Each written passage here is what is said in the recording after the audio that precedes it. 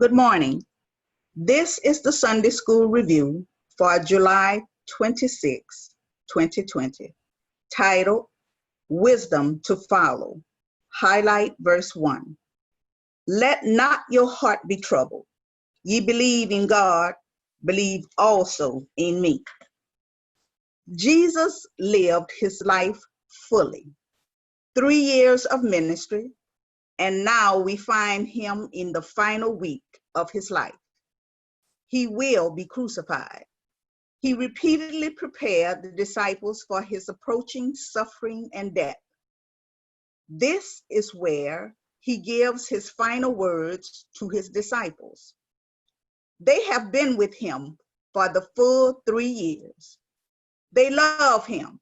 They believe in him, but they are disturbed. One of his own disciples will betray him. He is leaving them and they cannot go with him. And Peter will deny him 3 times. This was a very difficult time. But then comes the comfort. In verse 1, he tells them, don't let your heart be troubled. Jesus knows everything that is in the heart of man. John 16th chapter, verse 30, New Living Translation says, now we understand that you know everything, and there's no need to question you. From this, we believe that you came from God.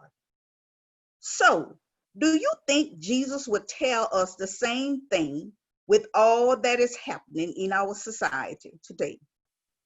We are now living in troubling times. There is a pandemic. People are losing their jobs, killings, racism on the rise, people protesting, suffering all around. And yet, Jesus says, don't let your heart be troubled. Why? Because we must put our trust in him and watch him take control.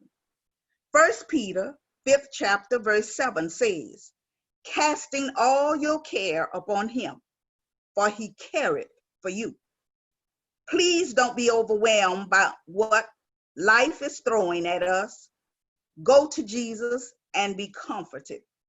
What this lesson is trying to teach us today is about relationships, not just in the far off future of eternity, but in the very present time.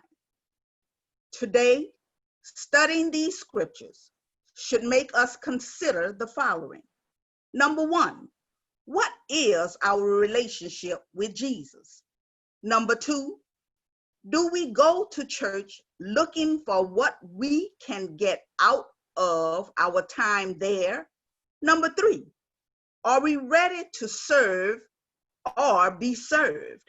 Number 4, when we go to church, do we hope that the sermon is not disappointing? Number 5, do we only think about God when it is convenient for us? And number 6, do we make our spiritual lives a priority? We need to have a personal relationship with God. It means we need to learn more about Jesus. We need to know him more intimately, more personally, which comes through daily communion with him in prayer and the study of his word. At this time, we need to hear words of encouragement, reassurance, and hope, as did the disciples in this lesson. So how do you find comfort in difficult situations? Remember, one of the best remedies for a troubled heart is prayer. Oh, what peace we often forfeit. Oh, what needless pain we bear.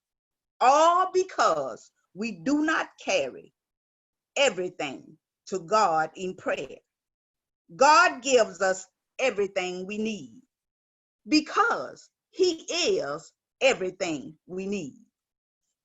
Bye. See you next week. Our lesson will be titled Faith and Wisdom from James, first chapter, verses 1 through 11. Not